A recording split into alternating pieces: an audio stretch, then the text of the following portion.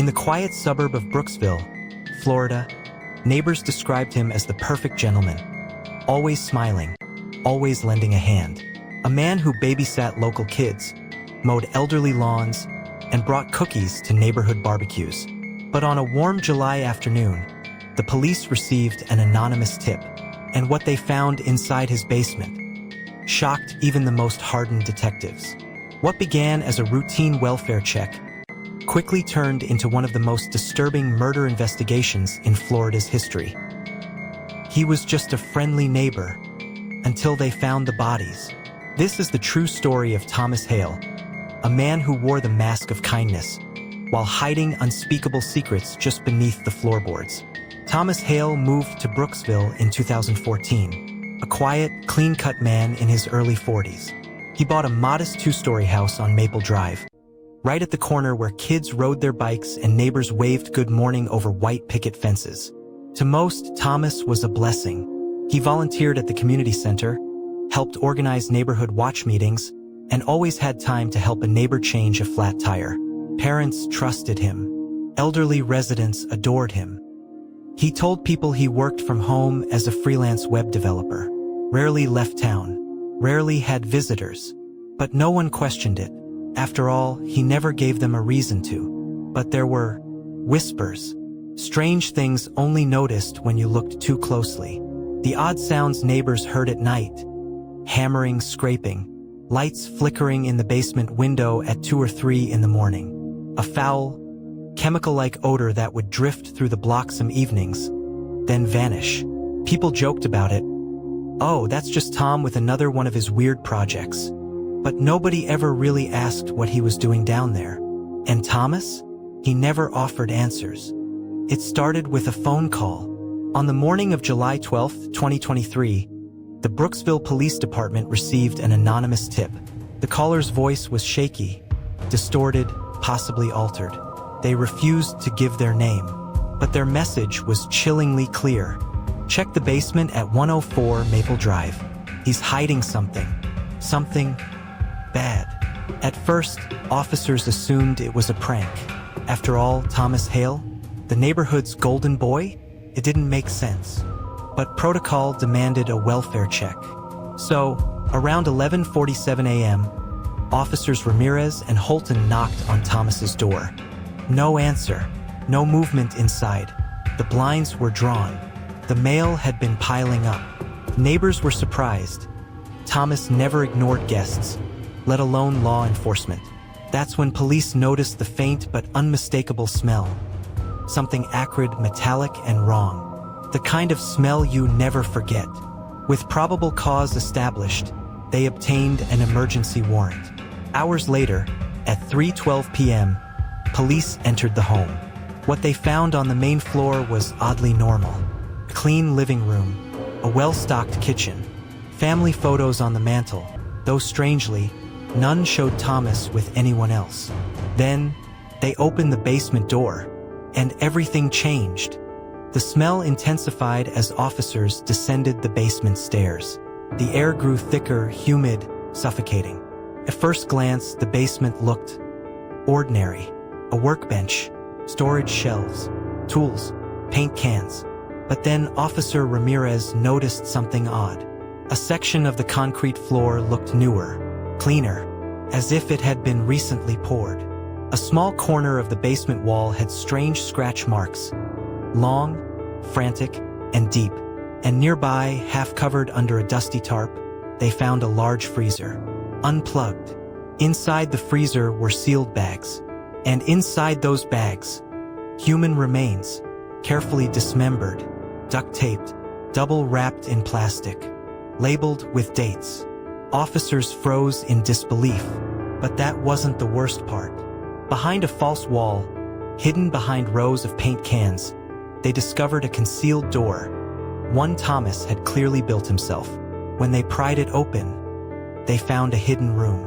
No windows, soundproofed walls, a single mattress on the floor, rusted chains, blood-stained restraints.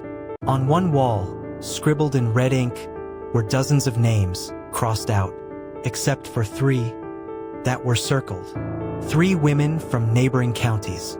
all recently reported missing. Forensics teams spent hours cataloging what they found in the hidden room, and once they identified the remains from the freezer, the horror became real. The first confirmed victim was 29-year-old Jenna Carter, reported missing just 3 months earlier from Tallahassee. Then came Alicia Mendez, 34, a school teacher who vanished on her evening jog. And finally, Layla Brooks, just 22, last seen at a rest stop off I-75. All three had no known connection to Thomas Hale, no shared social circles, no digital interactions, nothing, except that they'd all passed through Brooksville days before disappearing. He was selecting them at random, said Detective Lisa Grant. No personal connection, no patterns we could predict. That's what made him so terrifying. Investigators searched Thomas's laptop. What they uncovered there opened a new layer of darkness. Encrypted files, Surveillance footage. GPS logs showing hours, days of stalking behavior. Some footage dated back over 5 years. In one video, he sat in his car across from a daycare, just watching. No movement, just watching. Another showed him following a woman into a grocery store, filming silently from behind. And in a text document titled simply, "My Collection," were dozens of detailed notes. Names, routines, favorite jogging routes, times they were home alone. It was clear this wasn't sudden. This was years in the making. Less than 48 hours after the basement discovery, Thomas Hale was located and arrested without resistance. He was found sitting alone at a rundown diner 30 miles north of town, calmly eating a slice of cherry pie. When officers approached, he raised his hands and said 4 words. "Took you long enough." Back at the precinct, detectives expected a fight, denial, even panic. But Thomas? He didn't ask for a lawyer. He didn't protest. He leaned back in his chair and smiled. "They were meant to disappear," he said. "I made sure of it. But the last one," she screamed louder than the others. He spoke in chilling detail about his process, how he studied their routines, waited for the perfect moment, and lured them in with fake emergencies. "It wasn't about pain," he said. "It was about control. You'd be amazed how easily trust can be weaponized." But then Thomas said something that made investigators pause. "You found 3?" he asked, leaning forward. "You think that's it?" Suddenly, investigators realized there might be more. Many more. Brooksville was never the same. The house at 104 Maple Drive was sealed off, surrounded by yellow police tape, news vans, and stunned neighbors, many of whom had shared meals, conversations, and holidays with the man now branded a monster. Local parents clutched their children a little tighter. Elderly neighbors wept on porches. And no one could believe they'd been living next to a serial predator for nearly a decade. Vigils were held for the known victims, Jenna, Alicia, and Layla. But questions haunted the air like smoke. How many names had been erased? How many women were still missing, buried in unmarked places, their stories never told? Thomas Hale is currently facing 9 counts of first-degree murder, though investigators believe the real number may be significantly higher, one reporter stated grimly. Authorities are now reopening cold cases across 3 states. In an eerie twist, Thomas has since refused to speak further. No confessions, no remorse, just silence. When asked why he did it, his final words to police were, "Because no one ever looked, and I wanted to see how far I could go." Evil doesn't always wear a mask.